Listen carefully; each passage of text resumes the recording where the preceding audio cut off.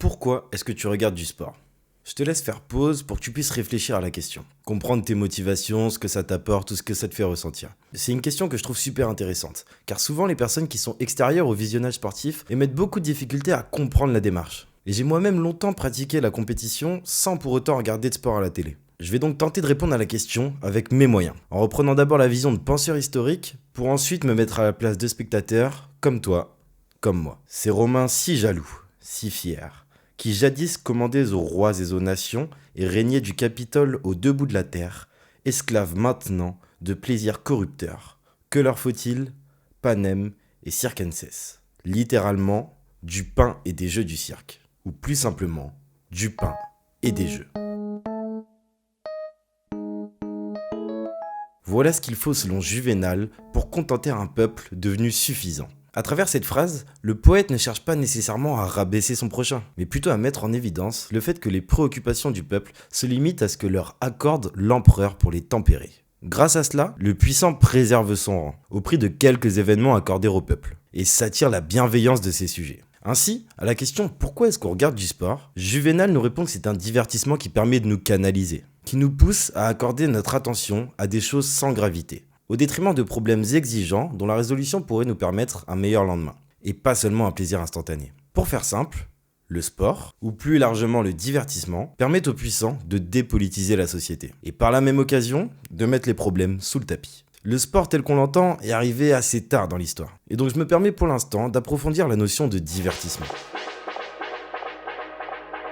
Notion qui, pour Pascal, empêche à l'homme de penser à sa condition, le détourne de ses soucis. Pour le grand inquisiteur, personnage fictif issu d'un récit de Dostoïevski, dans son roman Les Frères Karamazov, on peut aller jusqu'à parler de manipulation du peuple par le divertissement. Il occupe l'esprit, détourne de la question du sens, apaise l'angoisse existentielle, empêche la révolte métaphysique et morale.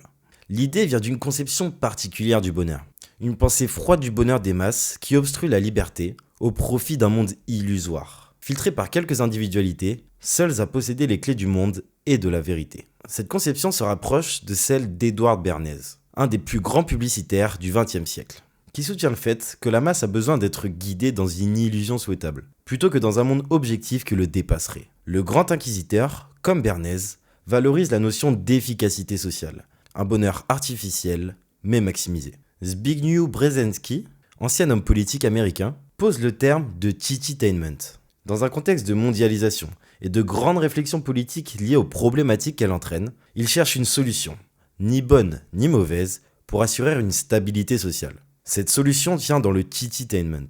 Tits pour le plaisir immédiat, entertainment pour le divertissement. Le tititainment correspond donc à un contentement du peuple immédiat par le divertissement.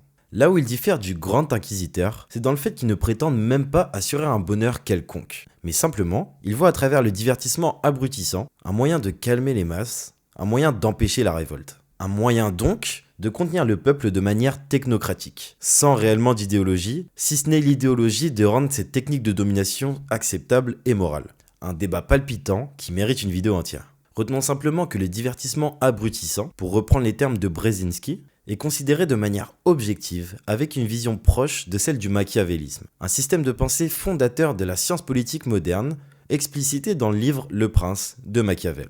Une œuvre polémique, car pour Machiavel, la fin justifie les moyens en politique. La morale devient relative, et le mal est parfois nécessaire à un plus grand bien. Ainsi, pour Juvénal au 1er siècle, Pascal au 17e siècle, le grand inquisiteur au 19e siècle, ou Brzezinski au 20e siècle, le sport est un moyen de dépolitisation et de canalisation des masses. Sauf qu'en pratique, avant même la naissance de Jésus-Christ, et donc de tous ses penseurs, l'historien Hervé Engelbert nous fait remarquer que cette aliénation dysfonctionnait. Et au moment des cirques, se formaient troubles et manifestations politiques. Tout ce que le divertissement par le sport est censé éviter quelque part. Et c'est finalement la conséquence d'une évidence que l'on a tendance à ignorer, le pouvoir du collectif. Mais imaginez un instant, plutôt que d'avoir un peuple réuni, enclin à l'imprévisible effet de groupe, si nous avions une masse d'individus isolés les uns des autres, s'ignorant totalement entre eux. Eh bien, une invention qui se démocratise au XXe siècle va rendre ce rêve possible, la télévision.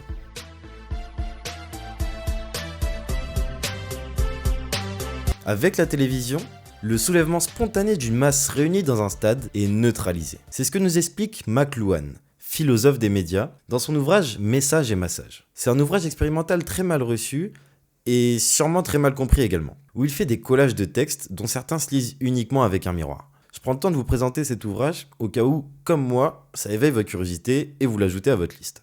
Pour en revenir à sa thèse, McLuhan explique que la télévision rend passif et modifie notre rapport au monde, que ce soit vis-à-vis du sport ou plus largement de l'actualité. Mais au-delà de modifier ce rapport, il explique que la télévision rend le monde inaccessible autrement que par elle-même. La télévision devient une extension des sens humains. Notre rapport au monde devient donc dépolitisé. Et cette fois-ci grâce à la télévision, et précisément grâce à la forme de ses contenus. Retenez bien que c'est la forme de la télévision qui pose problème, et non le fond. Une forme qui vide de toute conviction politique, et quelque part qui nous isole et nous endort. De par le fait qu'on vive à travers la télé, dans un présent perpétuel et fragmenté, qui engage davantage nos émotions plutôt que notre raisonnement. C'est par exemple une idée illustrée dans le film Requiem for a Dream, avec la mère du protagoniste, ou plus récemment dans un clip de l'album de Vald, Pandemonium, littéralement la capitale des enfers. On arrive enfin au dernier étage de cette tour des penseurs, avec Guy Debord et son ouvrage La société du spectacle. On peut qualifier sa thèse d'extension de la pensée marxiste, qui zoome sur le spectacle de nos sociétés modernes. Il fait donc une originale critique de la société de consommation, en essayant de faire un dessin du monde tel qu'il est. Toute la vie des sociétés dans lesquelles règnent les conditions modernes de production s'annonce comme une immense accumulation de spectacles.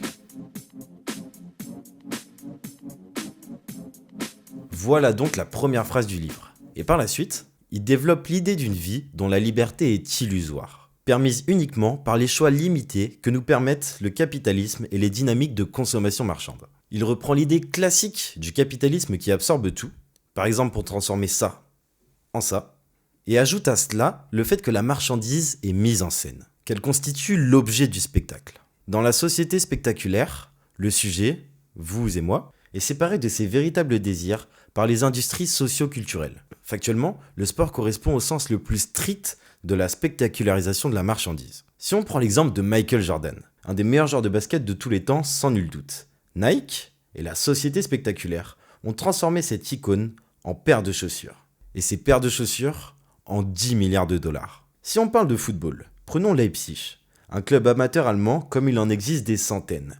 Red Bull et la société spectaculaire ont transformé cette équipe en RB Leipzig, RB pour Red Bull.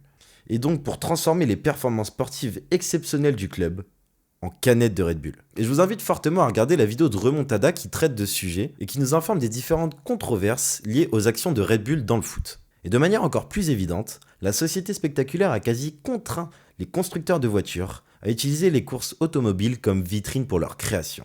Mais finalement, après avoir exploré l'utilisation du divertissement effectif par les puissants, puis l'utilisation effective du sport par le capitalisme, est-ce qu'on a vraiment répondu à la question qui nous anime depuis le début de cette vidéo ? Pourquoi regardons-nous du sport ? Pour ce faire, permettez-moi de revenir brièvement sur les origines du sport. L'historien spécialiste des pratiques sportives Georges Vigarillo s'exprime auprès de France Inter et nous aide à mieux comprendre ses origines. Durant la Grèce antique, et précisément à Sparte, où tous les citoyens hommes recevaient une formation militaire, le sport faisait partie intégrante de l'éducation, car il inculque une rigueur morale et physique.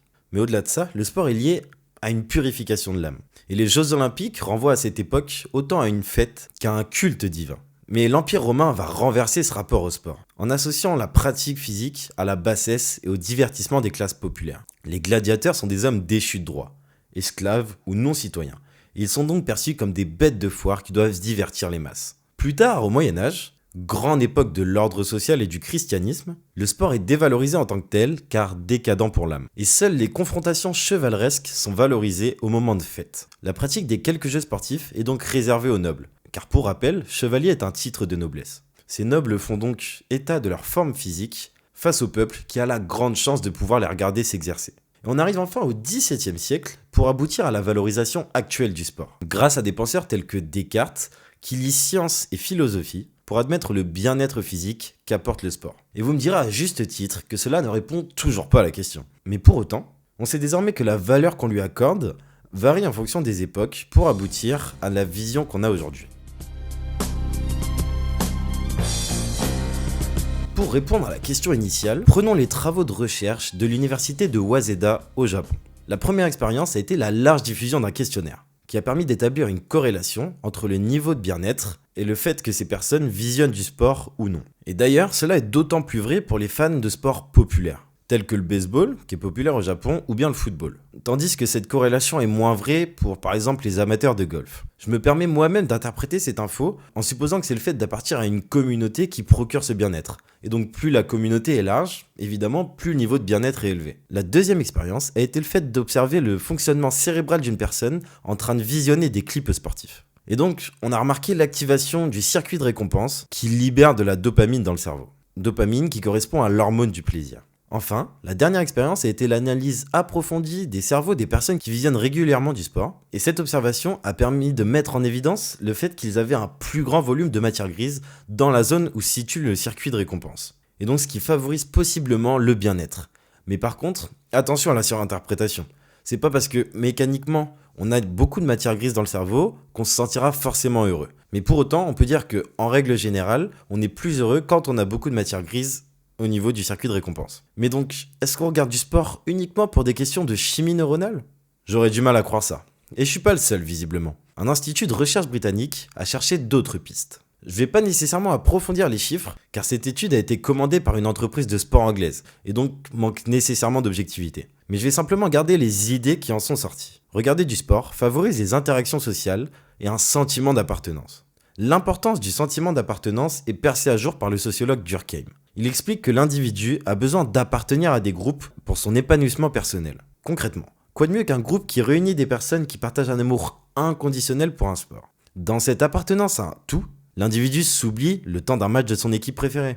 Ou alors le temps de la course d'un sportif soutenu par tout son pays. Dans ces instants, l'individu se confond totalement avec le groupe et vit des émotions collectives qui le transcendent intensément. A l'inverse, je me sentais moi-même exclu socialement avant de regarder du foot. Par exemple, les soirs de Ligue des Champions où il y avait des sessions vannes sur Twitter. J'étais complètement extérieur à ça et donc il y avait une exclusion sociale. Mais je vous rassure, je le vivais pas si mal que ça. Comprendre comment les interactions sociales sont favorisées par le sport, c'est plus évident. On passe des moments privilégiés avec son enfant, ses amis, on fête une victoire avec tout un stade ou on pleure une défaite avec des inconnus. En bref, l'humain comme animal social est naturellement poussé à apprécier le visionnage sportif. Et si on revient à notre historien Georges Vigarejo, qui, je le rappelle, a consacré sa carrière à l'histoire des pratiques sportives, ce que je trouve aussi absurde qu'admirable. Vigarejo pose le sport comme un idéal de société. À travers le sport, on perçoit une certaine justice, une véritable méritocratie où le travail paye, où le travail est parfaitement récompensé et valorisé. Cette vision fait du bien à la psychologie humaine, car elle nous met dans un monde cadré où l'utopie méritocratique est possible. Un monde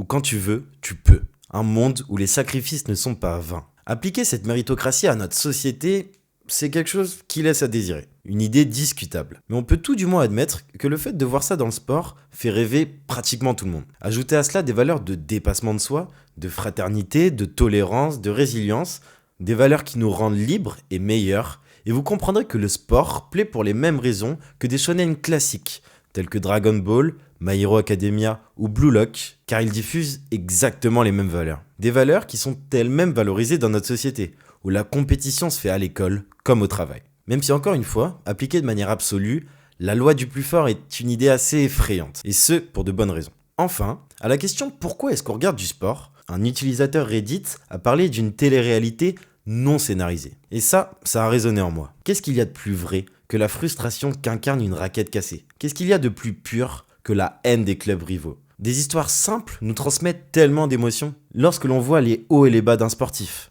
ses combats, ses doutes, ses victoires. Lorsqu'une équipe atteint des sommets historiques et fait vibrer la ville entière. Dans un monde où règne l'illusion, le superficiel et l'apparence, le sport se destine à rester une perpétuelle exception à cette tendance. Dans le sport, il n'y a pas d'apparence à sauver, seulement des victoires à prendre. Et le capitalisme qui s'y immisce est certes contestable, responsable de pollution, de corruption et parfois bourreux d'identité sportive, il n'entrave rien à la sincérité des sportifs. À l'image de Truman, même si tout est faux autour de lui est bien réel. Il est même ce qu'il y a de plus réel pour des millions de personnes. Et j'irais même jusqu'à valoriser le capitalisme et précisément la professionnalisation des sportifs, dans le sens où l'art, la technique et la performance est maximisée. Et ce qui permet à n'importe quel amateur d'un sport précis de voir ce dernier pousser à son paroxysme d'exécution et d'optimisation.